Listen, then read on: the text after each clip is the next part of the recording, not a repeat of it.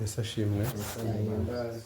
Bavandimwe bene data, reka dushime Imana itugiriye neza nanone muri iki gicamunsi, izina ryayo rihabwa icyubahiro. Imana niyo gushimwa koko, iba yadufashije kandi koko reka idufashe. Imana iramutse turekuye ntabwo twabona aho duhagarara. Hari amagambo amwe nize, iyo abantu bihitiyemo kunyura inzira yabo bihitiyemo ubwabo, baba bivukije uburinzi bw'Imana. Bivuze ngo Satani hari imigambi aba afite yo kuturimbura, akabibuzwa nuko uburinzi bw'Imana buturiho. Iyo umuntu rero yamaze kunyura mu nzira imuvutse uburinzi bw'Imana, biba bisa nkaho abwiye Satani ati Imana ikuraho cya kintu yashyiraga hagati ye na Satani, ikagikuraho, noneho Satani akaba afite ubushobozi bwo kumukoresha icyo yishakiye. Reka dushime Imana rero ko uburinzi bwayo bukiri kumwe natwe, izina ryayo nirihabwa icyubahiro. Maze hari hagiye gushira ibyumweru 3 ndi muri Kigali. Narindi mu murimo wo gutanga ibitabo by'intambara ikomeye twemereye abantu mu gihe cy'amateraniro y'abantu twararetse mu gitabo, ubwo twigaga igitabo cya Daniel n'ibyahishuwe. Harimo abantu bakomotse mu yandi madini bifuje icyo gitabo. Rero nari nagiye kubibashyikiriza. Natanze kumva ari ikarito ni hafi n'igice. Abo nibo bantu bari requestinze ko bakeneye ibitabo. Hari abo tutabashije kubonana ngo mbibahereza, ariko mbisiga ahantu hafi aho bazabasha kubishyikira. Rero ndashima Imana ko uwo murimo byagenze neza kandi Imana ikabana natwe. Naganiriye n'abantu b'i Kigali, amatsinda yaho, abantu baho iby'iki gihe muzi ko turi mu gihe kigoye abantu, igihe kiri kubaza ibibazo, abantu benshi badafite ibisubizo. Hari ibyo bari kwibaza, bimwe hari ibisubizo byabonetse, ariko hari n'ibitazabonerwa ibisubizo kugeza none uko umuzingo uzajya ugenda uzinguka. Nahuye n'abanyedini baho. Hari abanyedini bagishakashaka, baba bameze nk'uko uzi uba uri mu nzu y'umwijima uri gushaka aho itara rifungurirwa, ugenda usekura hirya no hino, bitewe n'uko aricyo gihe tugezemo. Tugeze mu gihe umwijima wabudikiye amahanga, nk'uko Yesaya igice cya 60 habivugaga. Haravuga ngo dore umwijima uzatwikira amahanga. Ariko hari abantu bari babwiwe ngo byuka ugira ute, byuka urabagirane kuko umucyo wawe uje. None hari abatarabyutse muri icyo gihe cy'umucyo, ariko kandi umwijima wamara kubudika bakaba bari gushaka itara ricanirwa ngo babone umucyo. Nimba bari bubushyikire ntabwo tubizi, ibyo bintu bizwi n'Imana yonyine. Rero ndikumva icyari gitumye mvuga ibi ngibi. Hari abantu bajya bampa intashyo nkabyibagirwa, nagira ngo nzibahe bene so. Barabatashya b'i Kigali na bene so b'i Nyagatare, uko naho nagezeyo hirya ni Rwamagana gutyo. Bene so bariyo barabatashya. Mbese izi ntashyo murazakiriye? Nuko rero Imana ihabwa icyubahiro ubwo mubyakiriye. Tugiye rero kwiganirira amagambo muri iyi gahunda yo kuramya. Amagambo avuga ngo agakiza ko mu mperuka. Agakiza ko mu mperuka. Agakiza kagizwe n'ibintu bitandukanye. Iryo jambo ryonyine, uko ngewe iyo turi kuganira mba numva abantu babanza bakumva umutwe w'ikigisha aho nshaka kwerekeza. Harimo agakiza, hakabamo n'imperuka. Sibyumvikana? Hari agakiza, hakabaho n'imperuka. Mbese ni bangahe muri mwebwe bemera ko turi mu mperuka? Ubu wababaza ibimenyetso by'iminsi y'imperuka mwabivuga? Uyu mwanya hari wenda ikintu kimwe Yesu yavuze muri Matayo 24, avugamo ikimenyetso cya nyuma kizaranga ko imperuka ibaye. Cya nyuma aravuga ati umva iki cyo nimukibona. Umuntu wese uzakibona aho atuye, wakibona mu Rwanda, wakibona muri Amerika, wakibona i Burayi, wakibona mu Bugande, nukibona uzamenye ko iki nicyo kimenyetso cya nyuma. Ni iki? Yabivuze ku murongo wa 14 aravuga ngo kandi ubutumwa bwiza bwa. Urakoze cyane. Kandi ubu butumwa bwiza bw'ubwami buzigishwa mu isi yose, ngo bube igihamya cyo guhamiriza amahanga yose. Nibwo imperuka izahera ko igira ite? Icyo kimenyetso nikiboneka imperuka izahera ku isi. Ngaho kaduhere hano iwacu burya ijya kurisha ihera ku rugo.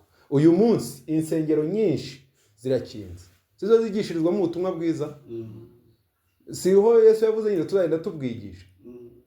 Zirafunze, ndetse amaburaburizo, kandi nanjye ari ngewe, insengero zo mu Rwanda zose nazifunga, ari ngiye uyoboye igihugu cy'u Rwanda, zose nazifunga. Cyakora nkabakorera akantu keza, nkabubakira katedrale bose bateraniramo, bakajya bahurira mu rusengero rumwe kandi ku munsi umwe.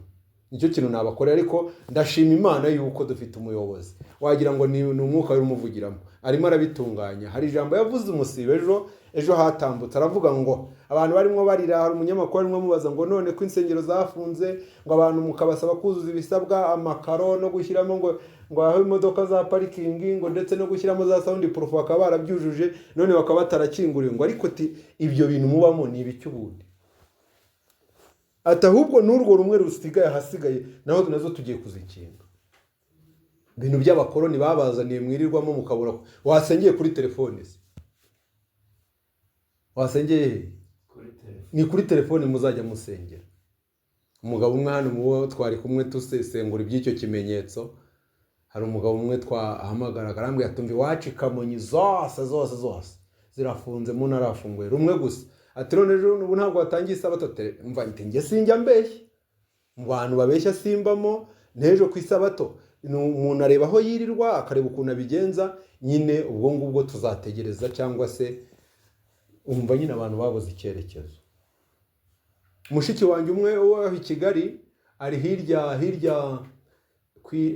ntabwo ari kwirebera, ariko ni hirya Kicukiro centre, hirya ya Gahanga, hirya gatoya, kugira ngo ugere ahantu hari urusengero rukinguye i Remera ku ntara. Uwa nimugoroba yatubwiye ngo kugira ngo ugere ku rusengero, aho urusengero rukinguye ruri urwo ngurwo, uvuye aho ndi nishyura 3, kandi afite umugore n'abana, kandi 3 ni ukugenda gusa. Ngaho Simo, fata abana 4 na mama Godi nabo, ubwo n'abantu 6, ukube inote y'3,000. 6 gukuba 3 ni kangahe? Si 18,000. 18 ni ukugenda kugaruka 3,600 kuri buri sabato. Kuri buri ki? Buri sabato 3,600 ngaho yako buri sabato ku kwezi. Tubonye 3,600 ku byumweru 2 ubwo ntabwo ari 72,000 ahari. 7,200 ukubye kabiri ubwo ni kangahe? Si 142. 144 ku kwezi wayategesha mugiye gusenga. Tubwira ukuntu watega ugiye gusenga. Basengeye mu rugo ari nko ku isabato ntibyaba bihagije. Ndibwo reka nkunyuriremo naho. Mushiki wanjye ati umva, namaje ati none ku isabato murasenga? Umva rwose tutakubeshye ntabwo dusenga. Tuba twagiye mu tundi tugahunda, twabanje dusenga iminsi mike, ariko ubu tumaze kumenyera ko umuntu yigira gushakisha nyine. Ati none se korari, kuko yari umukobwa uzi kuririmba, none korari wabagamo bimeze gute? Tumva korari none se tukubwira korari ubu ngubu abaririmbyi twarimbanaga ababishoboye ubwo barakora urugendo rw'agahanyo bakagira Remera, abandi basigaye basengera hano hafi hari urwo bagaturika rufunguye niho bajya. Se turi kumwe turi kujyana ako gakiza muri kukumva. Reha hose hasigaye rumwe. Reka perezida none avuze ati nazo tugiye kongera tunyuremo. Nigeze mbwira abantu ndababwira ati nyabune mu kwezi kwa mbere mwitegura umusi. Abantu bati buri yaratebye, ati akunda kuvuga amakuru ngo adafitiwe gihamya. Perezida wacu usavuga amakuru adafitiwe gihamya, nazo tugiye kuzikinga. Se turi kujyana ako nagakiza. Ngaho bwiriza ubutumwa bwiza. Yesu aravuze ngo ngaho nimugende mubwiriza amahanga yose. Urabubwiriza he? Uyu mwanya tuvugana mu Rwanda kuhabwiriza igitabo cya Daniel n'ibyahishuwe, amande bashyizeho yonyine n'ingamba zafashwe n'uburyo ibihano byakajijwe. Wenda ushobora kubwiriza abantu ati nuko Daniel nyabuneka yarahishuwe agiye kwerekwa abona inyamaswa enye, hari harimo inyamaswa zikaze, harimo inyamaswa ya 4, ariko birangije bamuta mu rwobo rw'intare. Ntabwo yigeze agira ubwoba, yakomeje kwizera Imana. Namwe inyamaswa nimuyibona muzizera Imana, abana b'Imana mutahama n'amahoro, abandi bati muyahorane. Aho ngaho murakorana.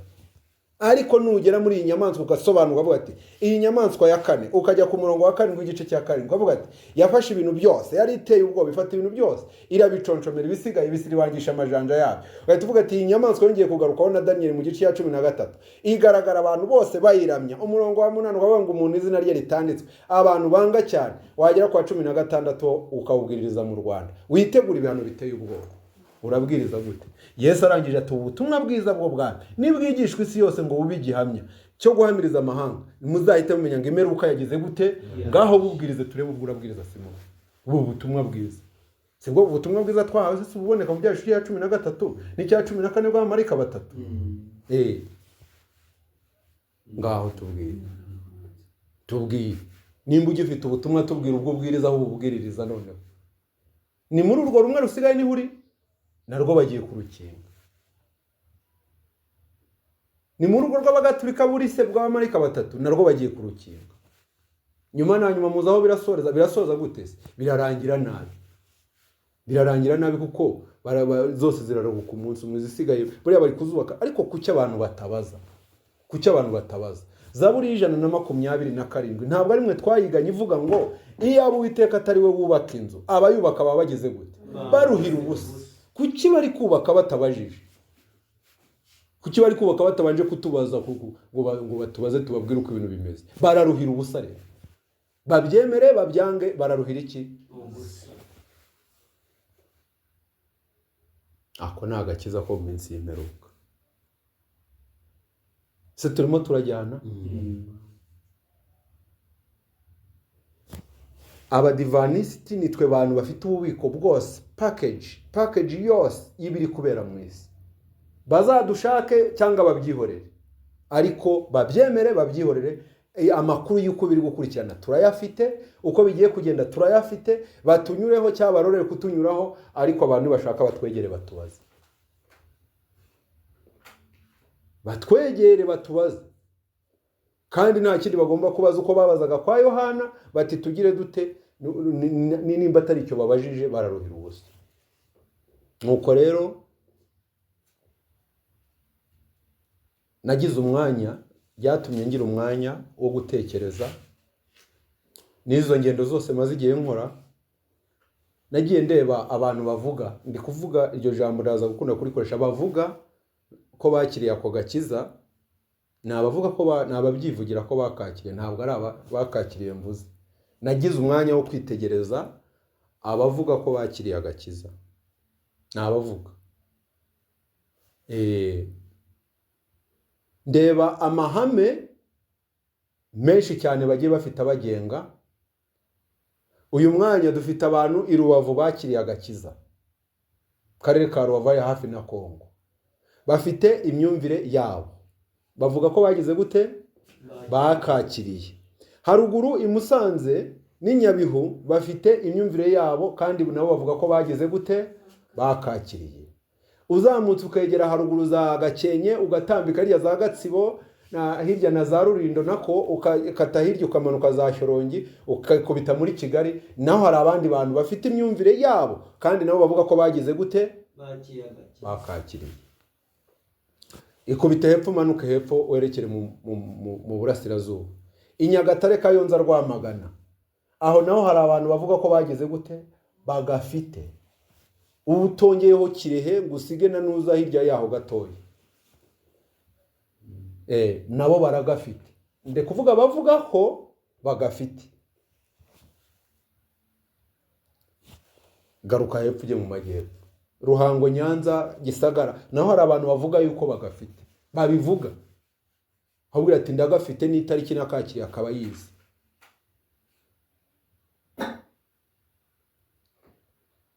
Nditegereza abo bantu, amahame abi Gisagara ntibahuje n'abi Ruhango, abi Ruhango ntibahuje n'abi Nyanza, kandi bose baragafite. Abi Nyanza ntibahuje n'abi Nyagatare, Nyagatare ntibahuje n'abagatsibo, Gatsibo ntihuje na Gakenke, Gakenke ntihuje na Musanze, Musanze nawe ntuhujije na Rubavu. Wikubita hano iwacu mu burengerazuba, hano twiyicariye iwacu hano Karongi ku Kibuye. Hari abantu bari hano hirya ku mubuga hariya, bavuga ko bagafite. Mvuze bavuga ko wikubita ari Nyamasheke hari abantu bavuga ko bagafite. Jya hano hirya i Rutsiro hari abantu bavuga ko bagafite. Ujye hepfo Rusizi hari abantu bavuga ko bagafite. Bose bavuga ko bagafite, ariko abo bose uvuye hano ukagera Rubengera ukagera ku Kibuye ukagera ku Mubuga ukagera hepfo gatoya, ntabwo bose abo bose nta numwe uhuje n'undi, kandi bose bavuga ko bagize gute bagafite. Aka gakiza abantu bafite ni bwoko ki? Dufite abantu bashakiye agakiza muri temperance, bafite temperance bisa agakiza. Iriya ntabwo ari agakiza. Temperance ntabwo ahantu mwazanye ko temperance ari agakiza. Dufite abantu bamaze gufata ubuhanuzi babwita agakiza, kugeza ubwo abantu bamaze kujagarara mu bwonko. Barikoze i Buganda, akikoza muri Tanzania, akikoza muri Malawi, akikoza Mozambique, akikoza haruguru gato hariya muri Zambia, akikoza muri hariya kwa Muswati, akikoze pyo South Africa. Ari agakiza ngo avuga ko ariko avuga ari agakiza. Bizi ibindi bintu bitari agakiza. Si raporo muri gushaka se? Bahageraho hose baba bati birananiranye, akaduhindure tujye muri Kongo. Tujye muri Kongo rwose. Ako nangaka agakiza kanone. Dufite abantu ureba amahame bashyizeho abagenga. Mvuze ayo bashyizeho abagenga, iyo woroye inka ubu udashobora gushyirwaho ikimenyetso, iyo uraranye n'uwo mwashakanye ubu udashobora gushyirwaho ikimenyetso. Agakiza. Dufite abantu bamwe bavuga ati ufite itungo iwawe ntabwo ubu gafite. Ubu biragoye ko Simoni wamugeza reka turebe mvuge nk'ikihe gice ibice byihorera bitazakira mu kaga, sibyo? Ko nta kafite kubera ko afite itungo. Ako ngiye mbona ndagasoma ngiye ariko. Dufite abasore n'inkumi. Hari bajya abantu mati wowe uragenda cyane, wamfashije ko nshaka umukobwa w'umugenzi. Ubwo yavuze umugenzi abavuze ugafite ufite agakiza. Nabwo yatese nkibaza nza umuteguye umuhungu ari kunkiramo, nzabwirwa n'iki umukobwa ugafite ngiye? Ni ikihe gipimo gipima agakiza? Bati wowe uragenda cyane, ngo wowe nguzwi n'abantu benshi, ngo none se ubwo mwiterano ntiwamubona ukabona aragafite. Ariko aya maso ya Jado areba umuntu agahita amenya ko agafite. Ni bwoko ki? Abantu bambaye ibirebire, imisatsi bayikuraho, inyama barazireka, n'amafi barayareka, amata bayavaho, baragenda bavuga ati ngiyo mezire y'agakiza.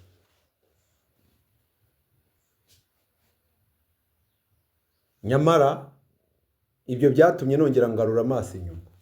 Ejo nari mu murenge hariya, gitifu wari uri gushyingira yaravuze ati ubu iyo turi muri office ntabwo mbura kwakira buri ingo 3 ziri kuza zivuga ati ni mudutandukanye mbere y'Igikenya nishakira ubundi ndebe ko nawe ugira gahenge, ngo ni ngashaka ikira uwo agiye gushaka wese. Noya nzashakira mu bafite agakiza.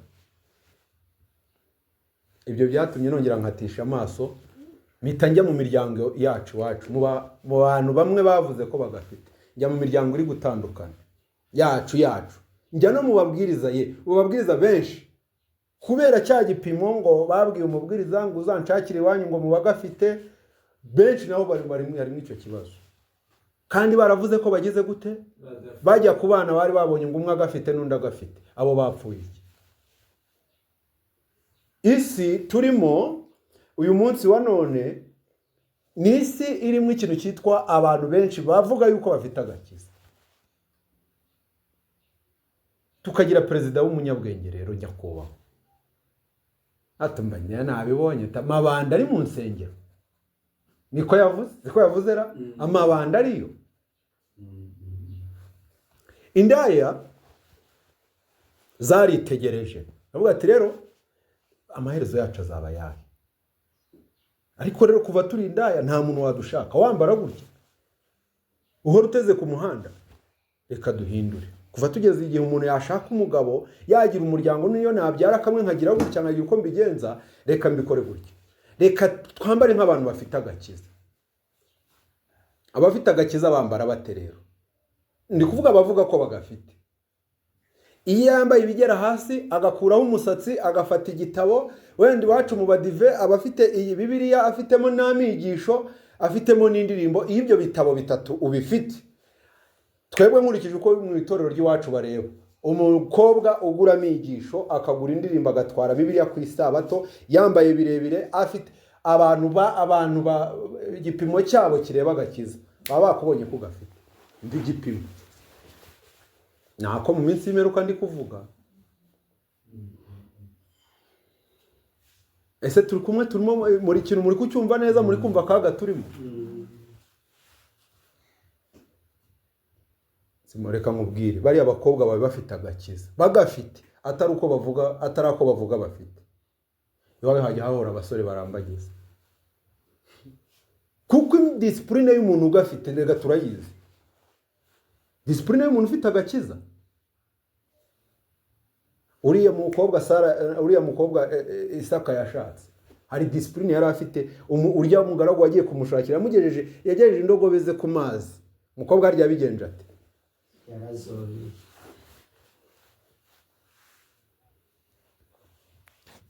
Umubwiriza ngo uzabidufashemo udushakira umukobwa ugafite.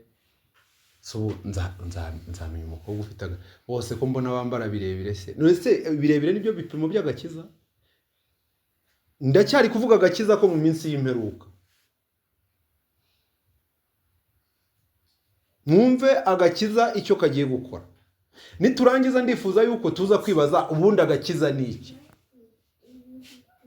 Tugashakire he? Mbese turagafite? Uwaza kugashaka iwawe agakiza yakabona.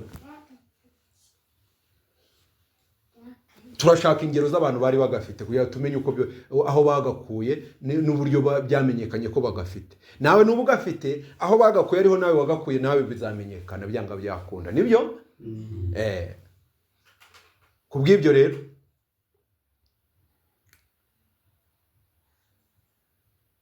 hari n'aberega twaciriyeho iteka ngo ntako bafite.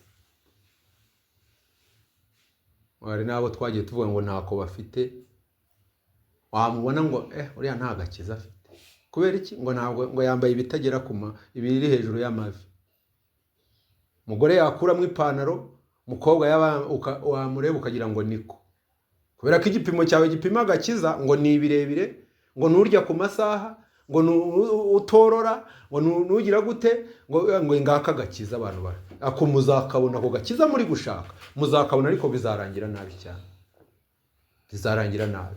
Uyu munsi isi yacu igeze mu gihe cy'amahitamo akomeye, kandi aya mahitamo ari kureba abantu bafite agakiza.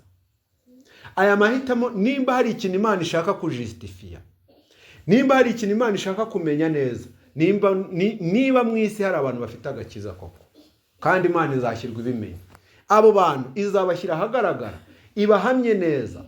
Mu gitabo kimwe cyitwa Abatesalonike mu gice cya 2 handitse ngo kuko ubuhamya twabahamirije bwamaze kwemerwa, ni icyo gihe Imana izaza ngo ibabaza abatubabazaga. Agakiza abantu bagafite, nimba wicaye muri iyi nzu gafite, ariko abagafite nibo bakeye, nubwo twese tuvuga ko tugafite. Kandi abantu bagiye bagira n'amagambo menshi bavuga ko banagafite, nibi byabo byagiye birangira nabi. Nibo bagendanaga ibyuma mu mavuna, iyo biba n'ibyuma, inkota. Nibo bantu bashaka gutwika abantu ngo babimye icumbi. Nibo bantu bikundaga cyane bavuga bati rero tegeko umwe azajya iburyo bwawe undi. Ni abantu bagiraga menshi bakunda kubivuga cyane ngo bafite ingero zigaragaza ko bagafite.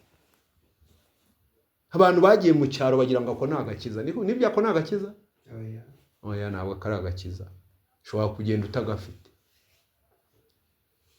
Hari abantu bativuza ariko umva udashobora kohereza umwana we ku ishuri. Barahari. Udashobora kubwira ngo nataha ubukwe bw'umuntu wo ku rusengero. udashobora kumubwira ngo uramuha urukingo ngo akwemerere rwa covid. Ako ni agakiza? Niko mwasomye? Muratubwira paje kabonekaho cyangwa se igitabo cye, tufite ibitabo byinshi muri Bibiliya. Uratubwira ako gakiza aho kare. Rero ako gakiza abantu bavuga ko bafite, tugeze igihe imbere yacu hari amahitamo aheruka kandi araza kugendera ku bantu bose bavuga ko bafite agakiza. Imbere y'umuturage wese n'aka kantu uri kureba kangaka, nukareba ka aka kagomba kugira uruhande gahereraho. Nta nubwo ari kera, ahubwo ubu twebwe dusigaranye iminsi mike cyane umuntu ufite agakiza kajya hagaragara, ibarirwa ku ntoki. Agakiza twagiye tugashakira mu nsengero ntako twabonye, wakaboneyeho nashyire hejuru. Kiganiro cyane umuntu aganiye n'abantu b'i Kigali, Matayo 24 umurongo wa mbere, nta nubwo nawo twawurangije. Umurongo wa mbere avuga ngo nuko Yesu asohoka hehe? Mu rusengero. Hari akadomo. Kuva Yesu yasohoka muri uru rusengero, nta rundi rusengero Yesu yigeze abonekamo. Ngo nta rundi rusengero Yesu yigeze abonekamo. Abanyakigali rero mw'iki gihe hari imyumvire igoye, none ko intumwa zagiyeyo ko zahakira umwuka wera. None se Paulo se wigishije mu abanyatenayi n'abakorino n'abaefeso, akababwira ati mva rero yemwe bagabo murante, nigeze nitegereza mu rusengero rwanyu harimo ngo igicaniro cy'Imana itagize gutera itamenwa. Arangije umurongo wa 25-26 arabwira ati Imana yaremye isi n'ijuru n'ibiyirimo, niba mu nsengero zagize gute? Zubatswe n'abantu. Nizubatswe n'abande?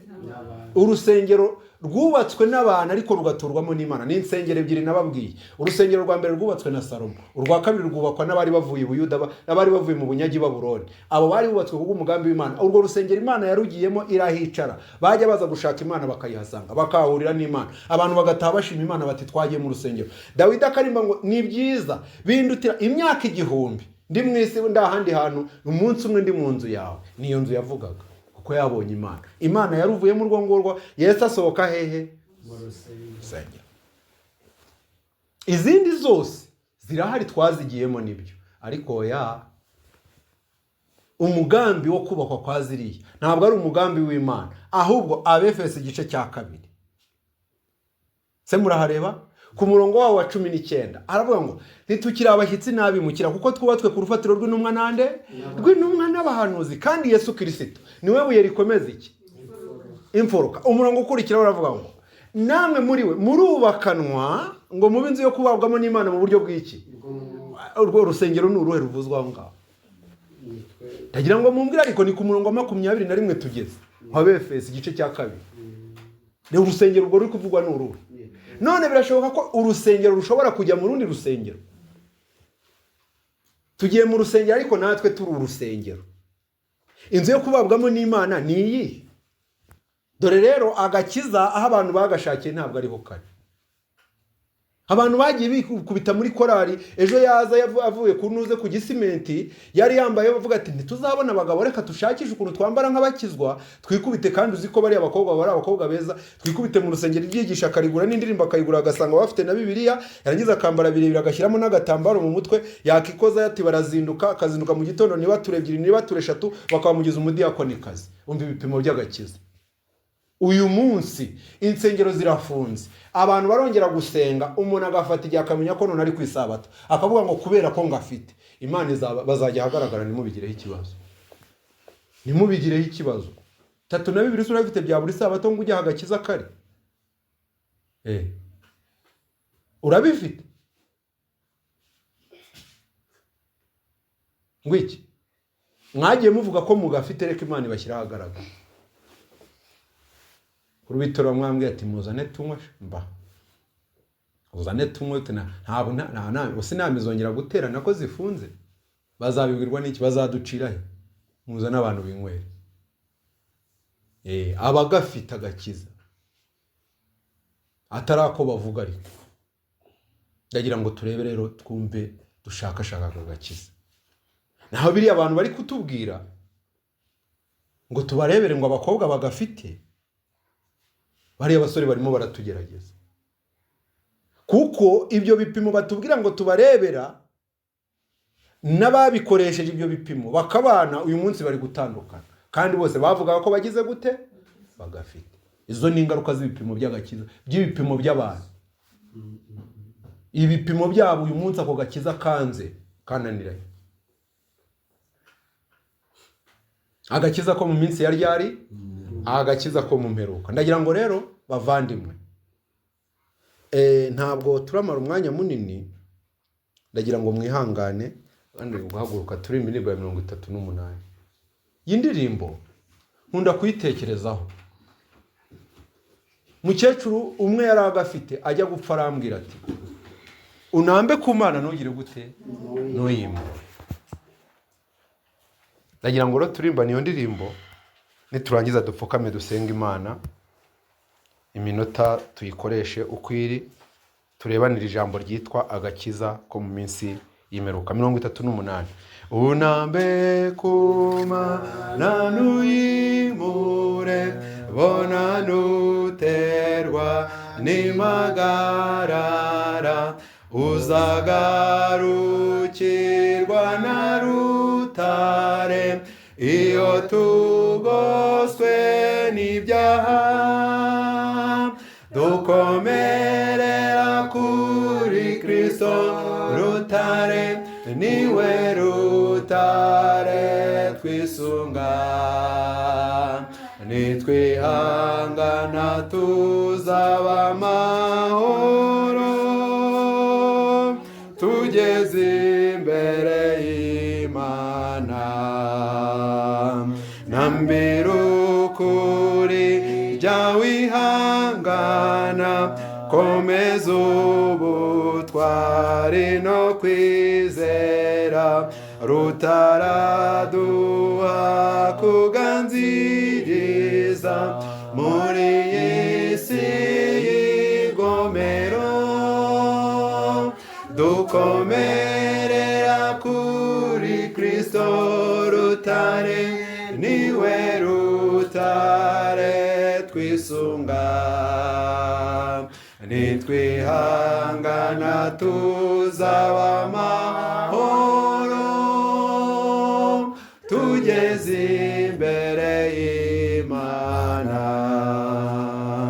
Nambira ukuri birakwiriye, we kurambirwa uzagororerwa, rutare ni uduha amahoro, tumaze gutsinda ibyago. Dukomerera kuri Kristo rutare, niwe rutare twisunga. Nitwihangana tuzaba amahoro, tugeze imbere y'Imana. Ushimwe Mwami Imana yacu, ushimirwe ko wongeye kutugirira neza kugira ngo twongere kuza hano tukuramye dukurikije uko imitima nama yacu bitwemeza. Tuvuga ibyo gushimwa kwawe, tuvuga ibyo gukomera kwawe, izina ryawe nirihabwe icyubahiro. Amen. Mbere yuko dutangira kuvuga imyato y'ibikorwa byawe, tugusabye imbabazi z'amafuti yagiye atubonekaho. Utubabarire ibyaha byacu kuko turi abanyaminwa yanduye. Muri aka kanya gukiranuka kwa Yesu Kristo kongere gutwikira gukiranirwa kwacu. Kuko uko gukiranuka ariko konyine guhishurwa n'ubutumwa bwiza, turagusabye kugira ngo gutwikire amazina yacu. Amen. Tugushimiye rero ko watugiriye neza tukaba turi bazima, ndetse twari dufite n'ikibazo cy'umurwayi hano, none wamukojeho ukuboko kwawe gukiza. Izina ryawe nirihabwe icyubahiro. Amen. Ikindi kandi tugiye kureba mu magambo yawe, turagusabye kugira ngo utugirire neza. Ufate umutima wa buri muntu wese upfukamye aha ngaha, uwutereke mu mwanya ushobora kuvugana nawe kumva ibyawo. Tubigusabye mu izina rya Yesu. Amen. Amen.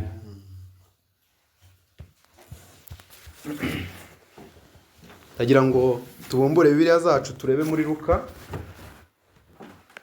mbere yuko twibaza ibibazo byinshi, kuko nimba mwakomeje kumva ibibazo nibajije muri iki gihe ku gakiza k'iki gihe, mwabyumvise ko byamaze kuncanga. Iby'agakiza abantu bavuga ko bafite, bose bakavuga ko bagafite, ariko mu burasirazuba, mu burengerazuba, mu majyaruguru n'amajyepfo, akaba ntawe bagafite, nta n'umwe uhuje n'undi. Ndetse no mu bagafite bamwe babivuga, nasanze bafite n'ubugome buteye ubwoba. Iyo ugize ingingo ubusanyaho nabo, umwuka uba mubi kurutaho, ku buryo aba bantu nibitinda bazanicana, bazanamarana kandi bavuga ko bagafite. Ugakiza tugaheruka mu batambyi bo muri Yerusalemu. Ndagira ngo rero tubanze tushaka agakiza nakahe twigishwa n'ijambo ry'Imana. Luka igice cya mbere umurongo wa 74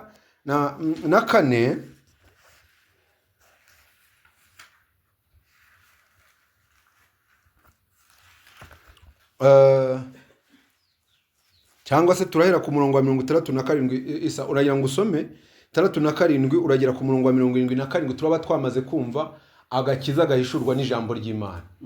Soma twumve. Indirimbo ya Zakariya. Se Zakariya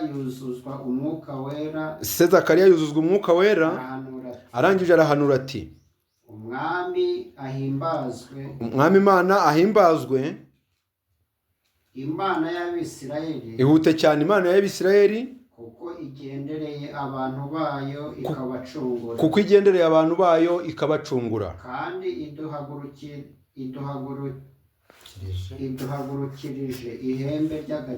kandi iduhagurukirije ihembe ry'agakiza, mu nzu y'umugaragu wayo Dawidi,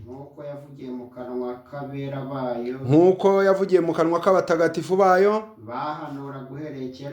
bari barahanuye uhereye kera kose, kudukiza abanzi b'amaboko, yuko izadukiza abanzi b'amaboko n'abatwanga bose, kugirira abasogokuruza imbabazi, no kwibuka isezerano ryayo ryera, indahiro yarahiye sogokuruza Aburahamu, ya ndahiro yarahiriye sogokuruza Aburahamu, ko nimumara gukizwa amaboko y'abanzi bacu, tuzayisenga tudagize gute. Hongeye kubonekamo gukizwa. Nuko egera imbere 75. turabera dukiranuka imbere yayo, tuzayisenga tudatinya, turabera dukiranuka imbere yayo iminsi yose. kandi nawe mwana uzitwa umuhanuzi, kandi nawe rero wakana we uzitwa umuhanuzi wisumba byose. Yego, kuko uzabanziriza umwami ngo atunganye inzira ze, kuko uzabanziriza umwami Nyagasani ngo utunganye amayira ye, no kumenyesha abantu be iby'agakiza, ko ari ukubabarirwa ibyaha byabo. Rekera aho ngaho. Ngo agakiza ni iki? Agakiza ni ukubabarirwa ibyaha byabo. Agakiza abantu bafite bagasomye muri Bibiliya. Ndushaka twigira isomo twumve nimba agakiza batubwiye ko ari ukubabarirwa ibyaha, ukavuga ko gafite wababariwe bingahe. So wabikubaza wabivuga? Ibi bitubwire. Ubu watwandikira nk'ibyaha wumva wababariwe ukabitubwira. Kutubwiye ko ari agakiza. Ubundi iri jambo ryitwa agakiza ririmo amagambo, ririmo interuro yitwa gukira. Riva ku nteruro yitwa interuro gukira, ndakize, urakize, arakize, turakize, murakize, barakize. Gukira. Abafite icyo kintu cyitwa gukira bafite icyitwa agakiza. Salvation. Se turi kumwe? Baba barakize ikizi. Ukora icyo gikorwa cyitwa gukiza bamwita umukiza. Turi kumwe? Ukora umurimo wo gukiza yitwa umukiza. Arukizwa, harukiza ndetse hari n'ugira ute, hari n'ibyo akira. Se muri kubyumva? Hari umukiza, ubwo n'ushinzwe gukiza. Hari uwo bakiza, sibyo? Hari n'ibyo bamukiza. N'ibyo bintu bitatu bigomba kuboneka kugira ngo agakiza gashoboke. Icyambere, reka turebe, batubwiye ko agakiza ari ukubabarirwa iki? Ibyaha. Ubibabarira niwe mukiza, nibyo? Ubibabarira niwe mukiza. Ubibabarirwa niwe bakiza, bakamuha iki? Agakiza. Akandi twashakiye mu nsengero, akandi twashakiye mu gusokoza imisatsi, akandi twashakiye mu gukenyera ibitenge no gushyiramo imyitero, akandi twashakiye mu kwambara bigufi cyangwa birebire, akandi tugenda dushakira mu kugira ingingo runaka abantu batamvikanaho kandi bagafite, ukabona ngo aba bantu ngo banakicana. Ko ntabwo ari agakiza. Ubu se abantu bakingiye insengero ntako bafite? Nimba bagafite atari ukubivuga biraza kugaragara. Nzi umuntu umwe wari ugafite. Reka tunafate n'ingero nyinshi. Tangira igice cya 6 umurongo wa 9. Hatubwira umuntu wari ugafite.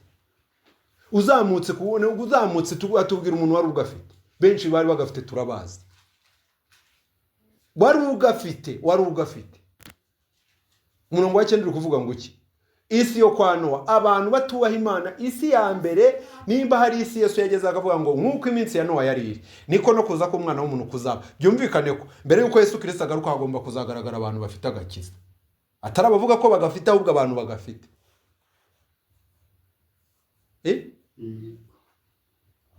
Ntabwo turi kuvuga agakiza kanditse mu bitabo. Turi kuvuga agakiza kagaragara ko wakize. Iyo wakize ukora iki? Wifuza gukiza. Abantu bamwe bahoze bavuga ijambo ari abana n'ibiwanyu hariya, ntabwo nshaka kumuvuga izina, ariko bari bafite ijambo ryiza bavuga ngo show me how you have been saved, I accept your savior. Nyereka uko wakijijwe, noneho nemera umukiza wawe. Show me how you have been saved. Nyereka uko wakijijwe. Vuga ngo nibigaragarire mu mibereho yawe. Korari imwe ari korari nkunda gutega amatwi.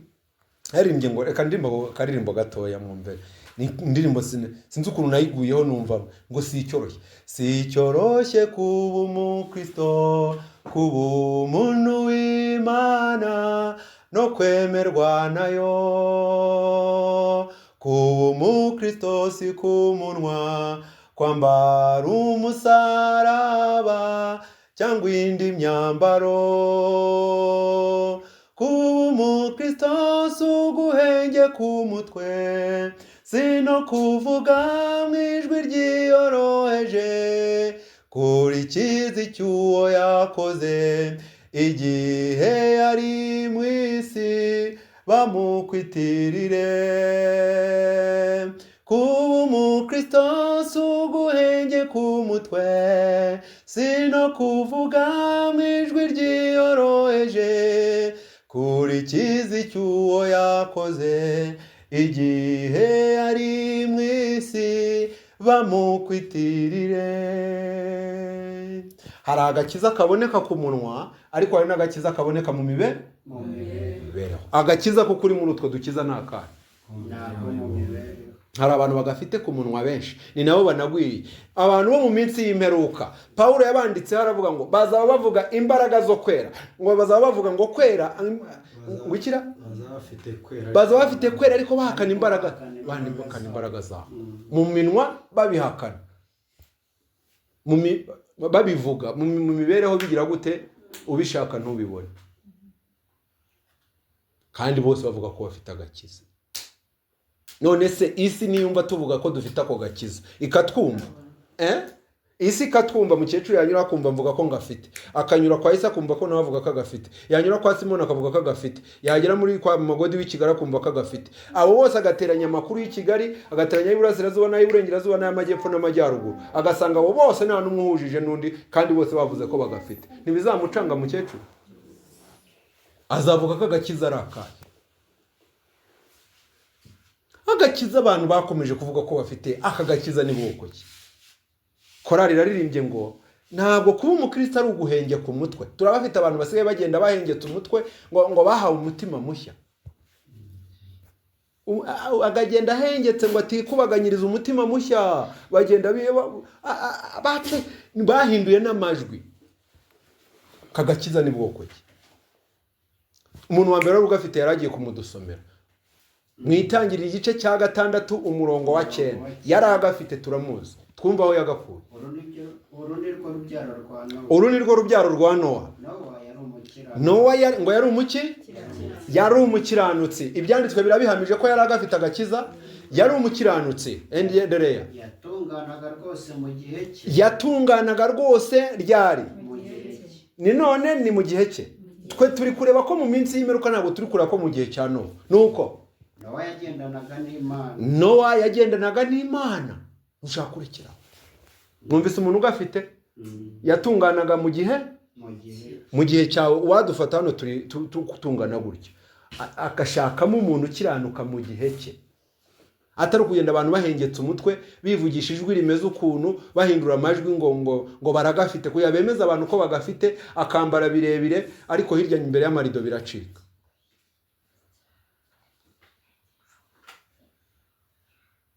Simo uramutse umotara ugafite mu bamotari uri mu gafite akagakiza turi kuvuga ukaba ugafite urimo ni niwe motari se wakurusha icyashara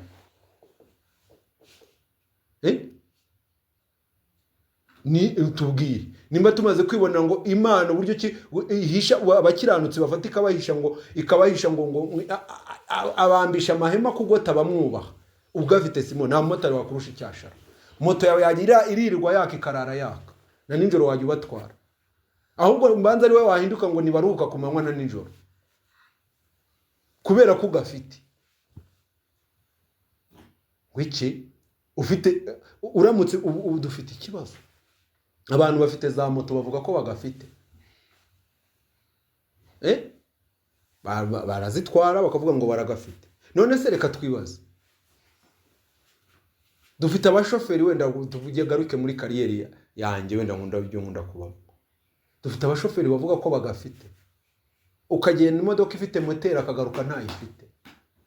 Uramutse uri umushoferi wicaye hano Karongi ugafite isi yose kampani zose zaba iz'abakerarugendo zaba iz'abaturiste zaba iz'amakigare karento ugafite ufite agakiza bakumva ko iki Karongi ari umushoferi ufite agakiza bazaha imodoka akayigarura nta muntu numwe bagirirwa bakurwanira. Ugafite agakiza ugafite urajyana imodoka ukayigarura bakaguha amafaranga ukayagarura uko bayaguhaye. Ubuze ko tugwijije abantu uza akakubwira ati mnizi 10,000 aho ngaho bintize ejo tuzavugana nk'izi sanza abanayagaruye. Ni bangahe bibuka gusubiza amafaranga aho bayakuye kandi abo bantu baza bavuga ko bagafite akagakiza. Ni bari hehe nyine na babandi birirwa babwiriza abantu ngo bari kubwiriza ko bafite hose barayajyana baracyayasubizayo. Ntitubona birirwa bagurisha ibintu ngo yanze kuyishyura ngo no mu bantu bavuga ko bagafite ibyo nabyo biraheza. Ako gakiza ko mu minsi y'imperuka nibwo turabonye Nowa ngo yari umukiranutsi nibyo yakiranukaga mu gihe cye nibyo yagendanaga n'Imana. Abantu bari baturanye na Nowa bari bazi kagafite. Wabaturanye se bazi ko dufite agakiza? Ndagira mubwire ngo hano muri aka kagari hari abakobwa 3 byonyine reka tuvuge 3 bagafite. Twatwirwa mu bukwe se ninde ahubwo ne amahoni yajya ahora hano basore baza kurambagiza bagafite arambara ibirebire ariko kubikuramo ku mugoroba ari kumwe n'umusore amaboko yabyambaye se n'ayabyambura. Twagiye muri jiya tuzi ko ariko ariko bavuga karasizi tukajyana umuswara tuvuga ati ndagakora ntahe natutubikanye tukagira ngo karahari.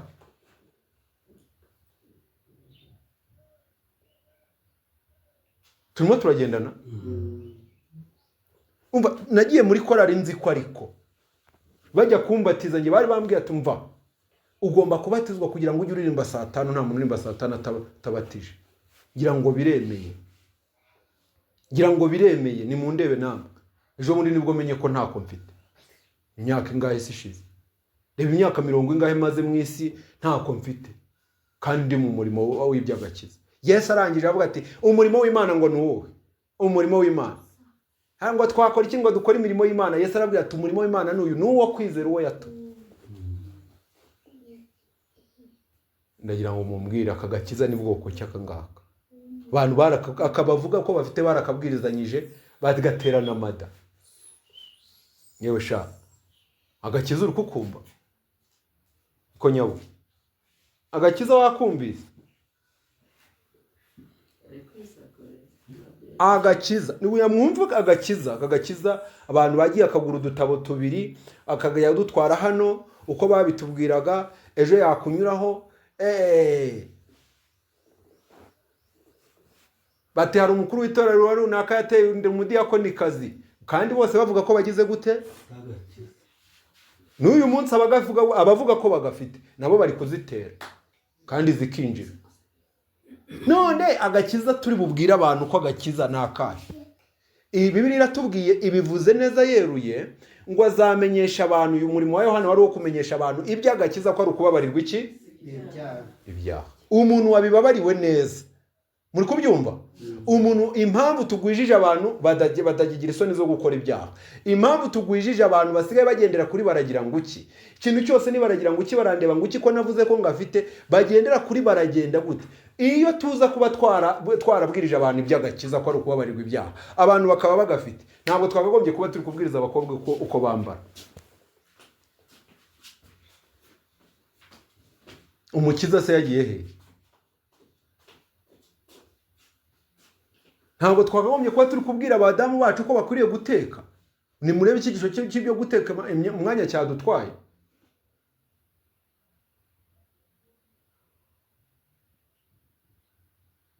Ahubwo abantu bari guterateranya utuntu bakumvikana ku tuntu ari batanu bati buriya niko turagafite duhite tunahunga. Bagira bagakora amayago. Batakumvikana runaka bati ngewe ndi kubona nta nako.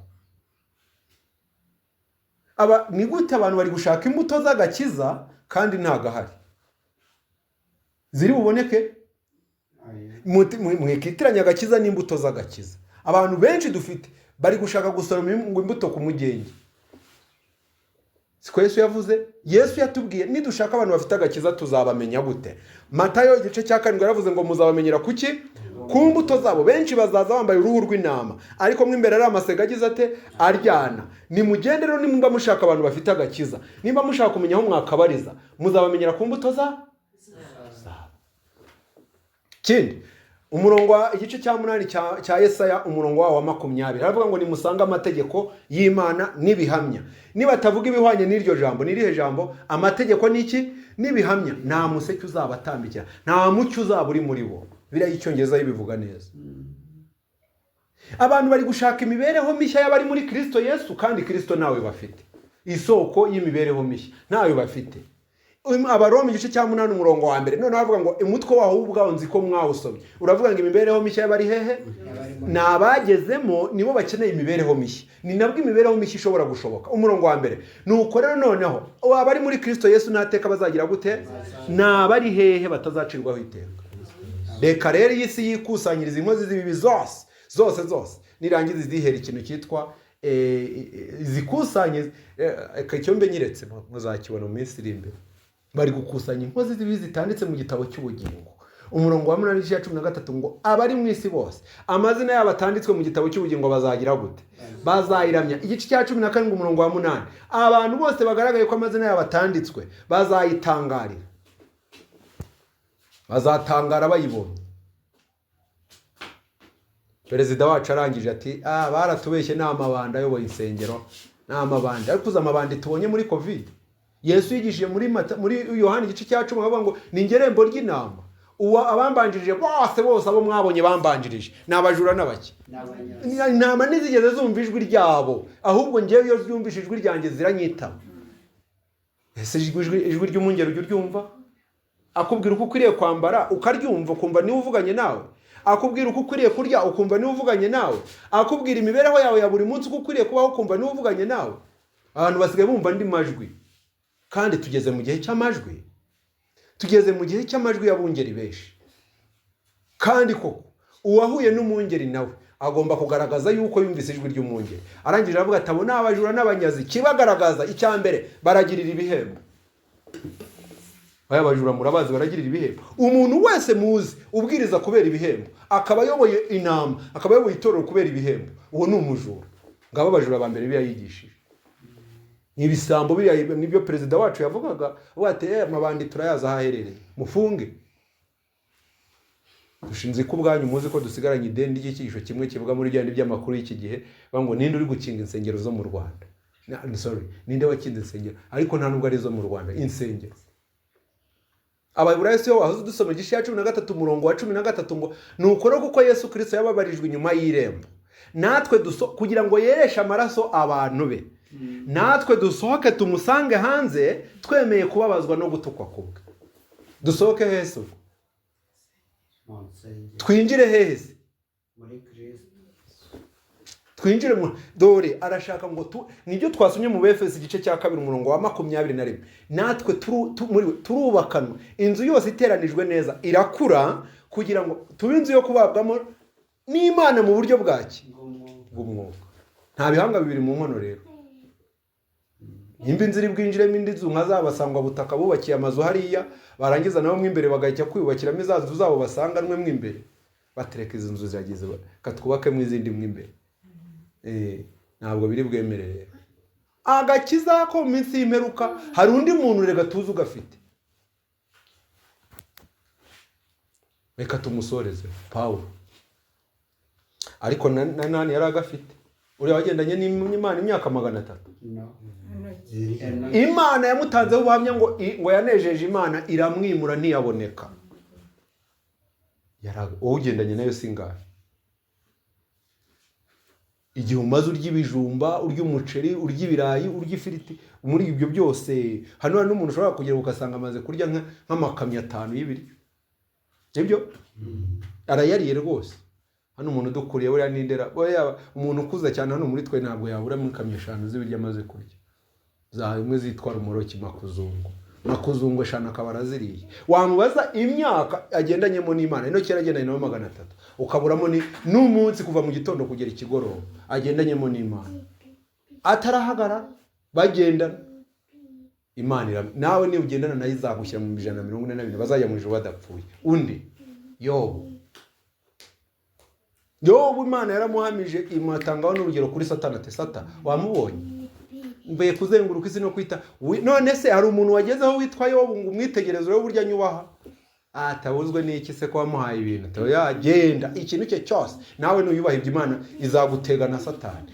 Genda ibintu bye byose ubikoreho usibe ubugingo bwe. Aragenda bikoraho kandi Yobu bigenda neza. Nuko rega bigiye kutugendekera.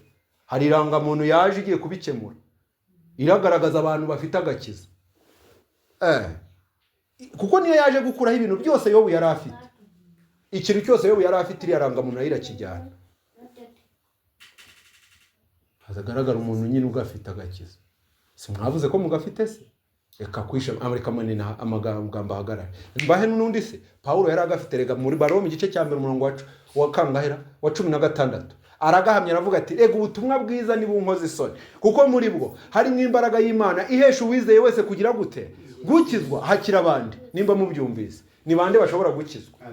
Bakizwa iki? Twakibonye ngo agakiza nuko babarirwa iki? Ukiri ibyaha nugize ute? Uwizeye. Nuwizeye nde? Ugiye kumukiza. Iyo wizeye ugiye kugukiza nuko ngo ubutumwa bw'Imana muri bwo harimo imbaraga y'Imana ihesha uwizeye wese kugira gute gukira. Muri iki gihe rero cya Paulo hariho urusika rw'uko abayuda ari bo bonyine bafite agakiza kuko bavukiyemo na Mesiya kandi baramwanze. Arangije avuga ngo uhereye ku muyuda ukageza hehe kumugira iki. Ageze ku murongo wa 17 iti kandi muri ubwo butumwa bwiza muri bwo harimo nimwo gukiranuka kuva ku Mana guhishurirwa. Ngo gukiranuka kuva hehe? Hari ugukiranuka abantu bafite nibyo koko. Umuntu akarya mu gitondo saa 3 na saa 9 ukagira ngo ko n'ugukiranuka kuva ku Mana. Oya. Ko n'ugukiranuka kwawe. Bagalatiya birahanditse igice cya 3. Havuga ngo havumwe umuntu wese wiringira imirimo itegetswe n'iki? N'amategeko. Ni ibivume. Muri mwebwe se utarasambana ngo ashyire hejuru. Isugi ziri hano n'iziki. Zashatse ari amasugi. Abashatse ari yose nibashyire hejuru tugere. Icyo cyonyine kiratugaragariza ko twavutse turi abanyabyaha. ese ninde wakurikije isabato ntashyire hejuru? Mbihere urugero ku ntuze ebyiri gusa. Abasore ngo bari gushaka abakobwa b'amasugira. Ese niba ari amasugi mu bitekerezo muri gushaka mu bwonko. Ubwonko se habayo? Ntayo. Ijambo ry'Imana ritubwira ngo abanyabyaha batandukana n'Imana uhereye ku kuvuka. Ubwo se gusambana nibyo yagarukiraho? Kwiba se nibyo yagarukiraho? Ngo isabato ngo nimba hari abantu b'ibivume, abantu bavumanye isabato, virusi itarimo Yesu, ibyo bintu byose bitarimo Yesu biba ari virusi. Nta butumwa bwiza buba bibirimo. Hari n'abafite imodoka zanditseho ngo wibuke kweza umunsi w'ikira. Ndagira ngo mbabwire ngo biriya mu minsi iri imbere bagiye kubisiba ku mamodoka yabo no ku mazu, ku buryo bazajya banihisha cyane kugira ngo hatagira n'umuntu batunga urutoki ngo abahamye ko bigeze baruhuka iriya sabato yanditse ku. Bagiye kubihisha kure cyane. Si iminsi mike, nimushaka mumbwire nyibabarire. Nimuyimbwire nyibabarire kuko iranditswe hari imbere yanjye. Mike cyane. Uko Petero yihishe ngo hatagira n'umuntu umenya ko yigeze kugendana na Yesu, niko biraza kugendekera abantu kugira ngo hatagira umuntu umenya niba barigeze kuruhuka isabato. Akantu kose bafite kanditse isabato bazagerageza kugasiba. Ntabwo dufite nuza za mifemi ya myenda mufite yanditseho ngo 7 day. Uretse uraza kureba. Kiri uragicana ibitoki. Cyangwa uzavuge ko wagitoya ahantu. Petero yavuze ati baramarabika ntabwo muzi njyewe. Njyewe ngo ngendana nawe. Njyewe se njyewe mwimarabika. Kubera kubura agakiza. Iki gituma ngo umukiranutsi azabeshwaho n'iki?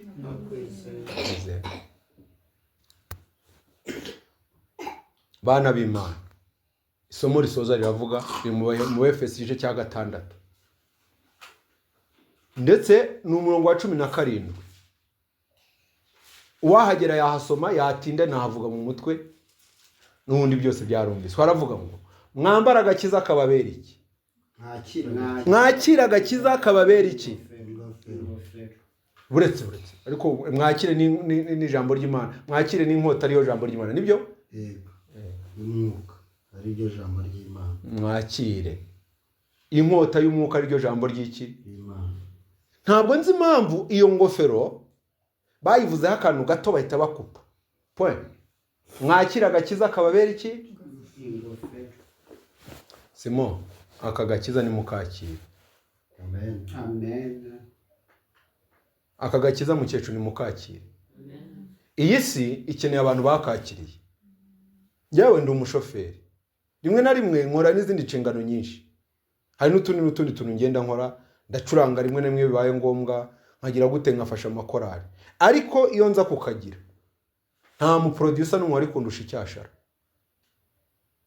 Hari n'igihe mba nicaye narabuze n'ibiraka, vuga ati se ndajya kuba umushoferi, n'ikiraka nacyo nagishaka sinyibone. Kubera iki? Nta gakiza. Abantu bamenye ko ngafite wageze ngo ibiraka nabikira. Nta n'abajya bankodesha umwaka wose. Ariko kubera iki?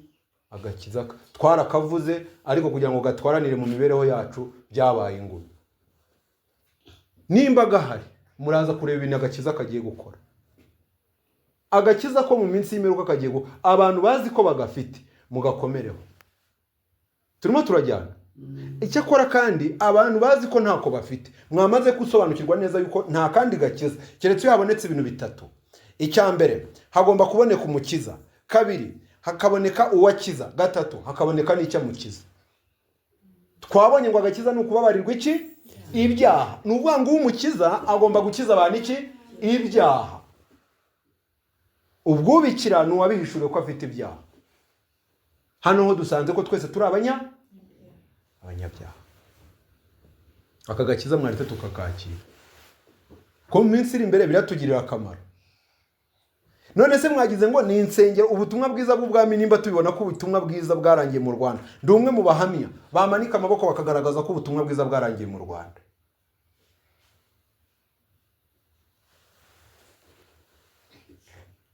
Gwiki? Bwarangiye wenda bugeze i Bugande cyangwa bugeze i Burundi cyangwa buzamuka, ariko naho burenda kuharangira. Nubwo mubona bari gukinga insengero z'ibigaragara, ariko no mu ijuru bari gukinga insengero z'imitima. Imitima abavuze ko bagafite bakihengeka gusa nikaboneke mu mibereho, abana no mu ijuru bari kuzikinga. Nabihamye.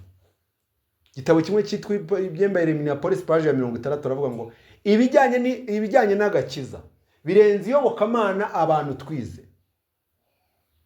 Aho kuri gukingiranirwa inyuma y'umuryango. Kumva ibijyanye n'agakiza birenze iyobokamana twigira mu nsengero. Agakiza abagafite muhumure, Imana hari ukuntu igiye kubigenza. Nta n'umuntu uzabasaba aho babwiriza. I Babuloni, mu kibaya cy'i Babuloni hari hateguwe amateraniro, ariko Imana nayo yararebaga ikabona abantu bayo nibaheruka kubwiriza babuze amateraniro, bakabona ibintu byarakomeye. Imana avuga ati reka nze mbategurire iteraniro, nkoresha umwami w'i Babuloni akusanya ibihugu byose akoze kubwiriza amateraniro arimo ibihugu byose, harimo abakuru b'ingabo, abaminisitiri. Ayo niyo tugiye kubwiriza. Si mwavuze ko mwabuze aho mubwiriza? Ntibaduciye tukaba twarahabuze? Oya, nimba ufite agakiza, Imana iri kugutegurira iteraniro ryitwa Ijwi Rirenga kugira ngo ugaragarizemo ka gakiza. Muri kubyumva? Aba bantu nta muntu uzabashakira aho babwiriza, kubera ko bazaba bafite agakiza karabagiranira mu mibereho yabo. Imana izabategura ahantu babwiriza, kandi bazabwiriza mu izina rya Yesu. Mbese aka gakiza turagakeneye ntabwo tugakeneye? Abasore isa turagakeneye ntabwo dukeneye? Mwaba papa mwe muri hano simo aba agakiza karakenewe ntabwo gakenewe? Nese ibintu twagiye twita agakiza mwumvise ariko gakiza? Agakiza tubonye ko ari ukubabarirwa iki Imana ikorera umuntu igiye kumukiza, irabanza ikamuhishurira ko ari umunyabyaha, yarangiza ikamuha iki? Agakiza. Abagafite abo bantu turi muri literaniro, nta muntu wamubaza ubuhamya, aravuga ngo nimureke mbabwire uko nagize gute, uko nakize. Hari ibintu byateye byitwa kubaza abantu, nta muntu nabaza ubuhamya, n'uwabumbaza ntabwo namubwira. Iyo ubuhamya ari ngombwa ko umwuka kuyoboye, ugeze mu iteraniro ubuhamya bukenewe, umwuka w'Imana arakuyobora ukabutanga, kuko buba burafasha abantu. Uwiteka Imana itugirire neza kugira ngo twambare aka gakiza. Ingofero irinda umutwe, nibyo?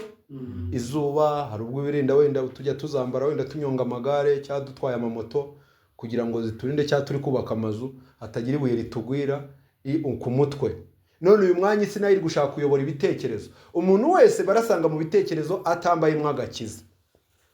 Kubabarirwa iki? Ibyaha. Ahambaye ikindi kintu kitari agakiza.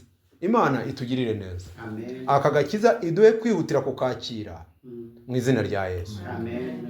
Reka dupfukamye twongere dusenga Imana.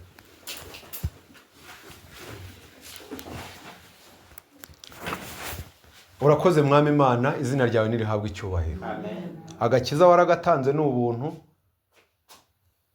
Icyakora dusaba gutera intambwe kugira ngo tukakire. Satani atazazamura ikirego ko wadufashe ku ngufu. Rero ni ibyacu turambuye ukuboko tukabyakira, ariko kandi no kubyakira harimo indi ntambwe yo guhishurirwa nuko ako gakiza tugakeneye.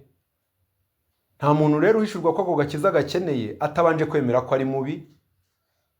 Mwami turagusabye kugira ngo wongere ugenderere imitima yacu. Amen. Twagiye tubeshya amahanga yuko dufite agakiza, twagera mu bikorwa no mu mibereho kugira ngo gatwaraniremo, amahanga yagashaka mu mibereho ntakabone. Twagiye tukandika mu ikayi tukagasoma mu bitabo, igihe kirageze kugira ngo bihagarare, bigaragarire mu mibereho yacu. Mwami turagutakambiye ubwo wasezeranye muri Ezekiel igice cya 36 ukavuga ngo nzabanyanyagizaho amazi meza, ntume mugendera mu mahame n'amategeko yanjye, nzabaha n'imitima mishya. Mwami turakwinginze, umugambi w'agakiza ni ukuduha umutima mushya. Turagusabye kugira ngo usohoze iryo sezerano muri twebwe. Iyi sabato itubere isabato yo kwakira iyo migisha yose ikomoka mu ijuru. Ibyo twisabiye tubisabiye n'abandi beraho bateraniye hariho hose, mu izina rya Yesu. Amen. Amen. Amen.